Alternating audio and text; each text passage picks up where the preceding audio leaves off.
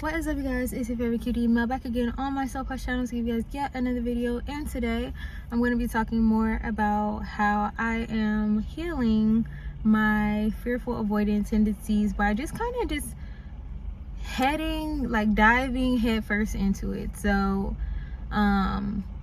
since we had spoken last, I actually got to reconcile with a person from a recent situation that I had that even sparked all of this research into my attachment style and all that, and we were able to make up and talk about it. So basically we were able to have a phone conversation because I did apologize for kind of just ghosting after a situation that truthfully I didn't have to, but that's just my tendency. So I apologized to this friend for ghosting when a hard conversation needed to be had, which was, it's always nerve-wracking to me because I think it's really scary to put yourself out there to potentially be rejected, and I think that's what I fear in the first place, which is why I don't necessarily go straight for confrontation if it's somebody that I really care about in my life, because I just don't want to say the wrong things, say something that maybe is taken the wrong way, or just flat out not be accepted for having an alternate opinion about something, or just not being pleased and expressing not being pleased for whatever reason.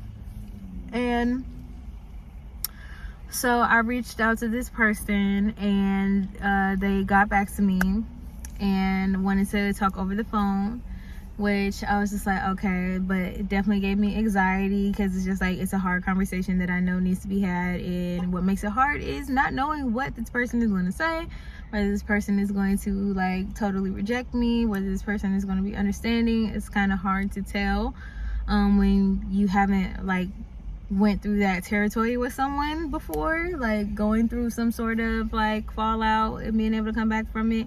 So I did, and it was a great experience because it allowed me to explain myself, especially learning more about myself and my fearful avoidant tendencies to kind of just not want to have certain conversations, or to just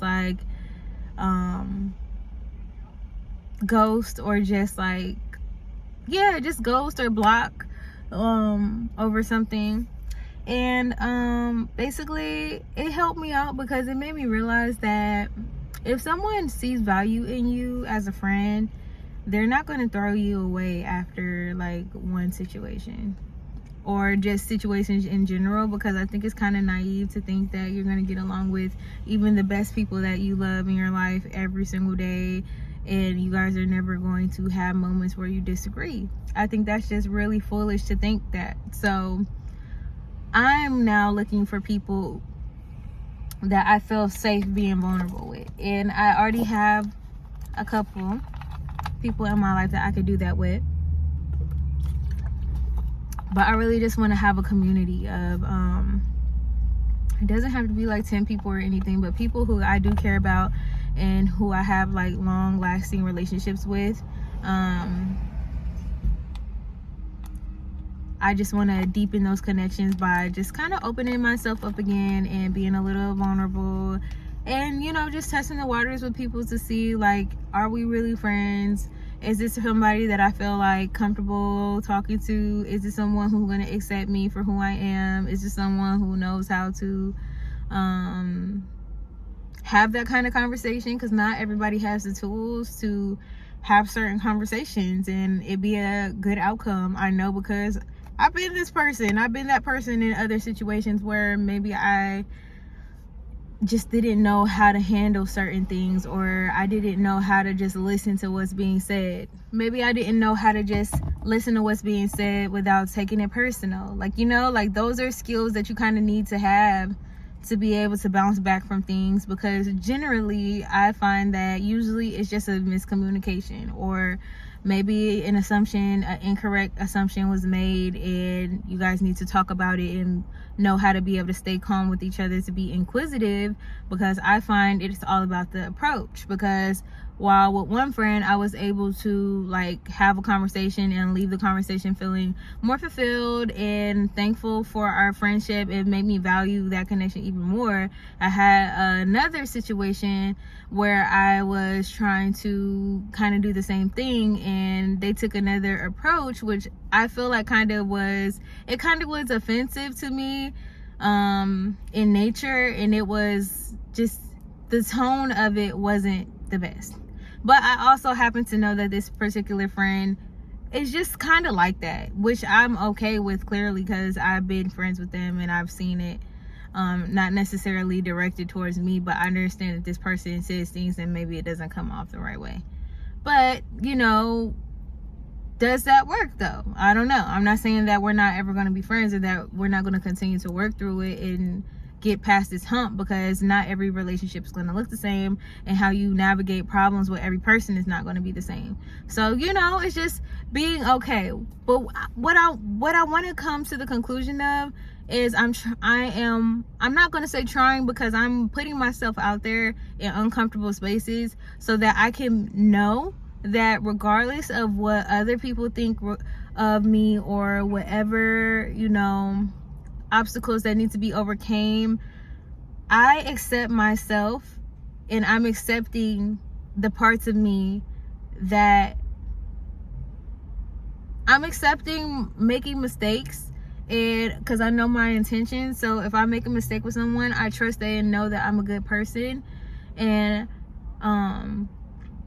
I know that I can forgive myself. And I think what's most important is loving the part of myself that feels unworthy of love when I have a difference of opinion with someone, or when I need to stir the pot. I don't know if that's even the best way to say it, but you know, when there is a confrontation to be made, or when I need to have hard conversations, like, I'm still loved through that. Like, I love myself through that. So by doing that, it puts me at ease when I kind of change my perspective on it, because it's just like, if someone can't accept me or can't allow me to make mistakes and bounce back as long as I'm being as respectful as I can, then we don't need to be friends. We don't need to be anything, like, you know?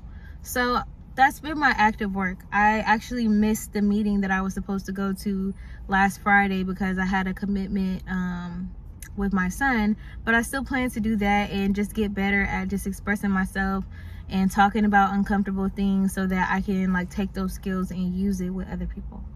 I hope you guys like this video. If you can relate to anything that I'm saying, definitely let me know down in the comments. I've been definitely appreciating everybody who's been getting in the comments and just making me feel seen by sharing that they've had similar feelings as me, and maybe share with me how you guys are healing your fearful avoidance when it comes to relationships, certain relationships. I would love to hear about it. Take your advice, try some new things out if you guys have anything to say. And as always, stay patient, stay cute. I'll see you guys in the next video. And since I don't have any affirmation cards, the affirmation is going to be, you are enough and you are loved. I am enough and I am loved. See you guys in the next video. Mwah.